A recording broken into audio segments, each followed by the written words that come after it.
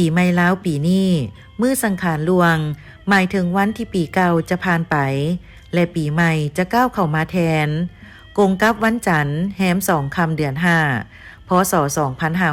2567กงกับวันที่14เมษายน2025เวลา 4:30 นาทีมื้อสังขารเนาหมายถึงวันที่อยู่ระหว่างกลางระหว่างปีเก่าและปีใหม่กงกับวันอังคารแฮม3 ค่ำเดือน5พศ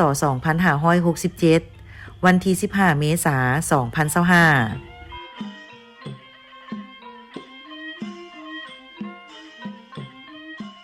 2025วันสังขารขึ้นหมายถึงวันปีใหม่กงกับวันพุธแฮม4 ค่ำเดือน5พศ2567วันที่16เมษายน2025เวลา 8:27 นาทีเปลี่ยนวันเถลิงศกปีใหม่ลาวจุลศักราชเป็นจศ1387นางสังขารปีนี้แม่นางเทพธิดาองค์ที่2ทรงพระนามว่าโคราคเทวีทรงพหุรัตน์ทัดดอกกลางของอาภรณ์ประดับไปด้วยแก้วมุกดาหารเสวยน้ำนมเป็นอาหารพระหัตถ์ขวาถือพระขันพระหัตถ์ซ้ายถือไม้ค้อนเท่าเสด็จนอนมาถึงหลังเสือเป็นพาหนะเกณฑ์พิรุณศาสตร์พระพุทธเป็นอธิบดีนาคลิ่นน้ำ5 โตบันดาลให้ฝนตก605ตกในจักรวาล245ตกในป่าหิมพานต์185ตกในมหาสมุทร125ตกในโลกมนุษย์65